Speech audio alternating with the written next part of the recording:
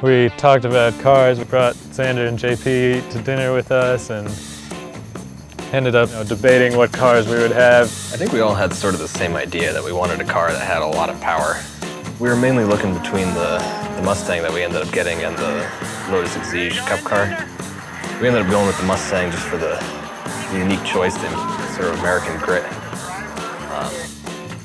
And it's got a lot of horsepower, which is pretty nice. A few weeks later, my dad sent me an email. It was like, oh, I'm trying to find a car. I can't find one. I shot him like one that was available, and an hour later he was like, all right, I bought it. And I was like, all right, I guess we're doing it. The car is a 2013 Mustang Boss 302S, built through Ford Motorsports as a factory race car. It's pretty much you buy it. It has everything you need in it and everything you don't need removed. Roughly 400 horsepower, 3,400 pounds. So it'll get up and go. It's a big, heavy beast compared to some of the Miatas and sports racers that we're running against. A lot of the racing we've done is in spec Miatas, which is a car that is really fast in the corners and really slow on the straights. We're like, let's go for the opposite of that. Let's go for a car that maybe is like annoying for other people to try to pass because they have to be faster through the corners, and then when we want to pass people, we just mat the throttle and what?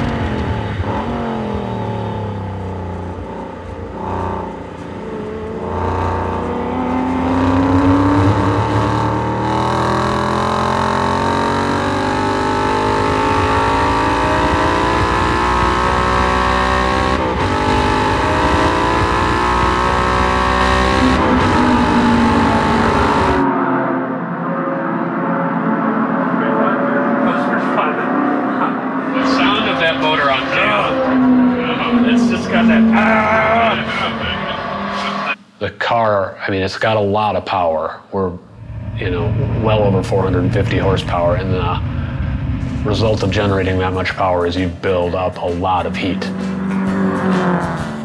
Willow was the first time to get a taste of what the car was like, and it's come a long ways from that.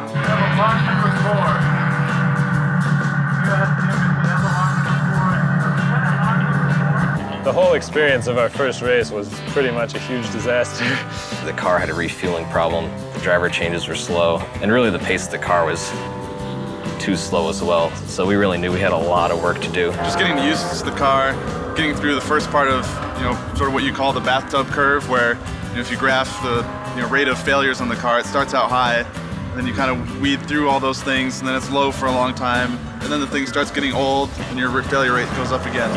I was pretty worried. The pace didn't seem great. I've been skeptical of the car selection since the start, but you know, every race it gets a lot better.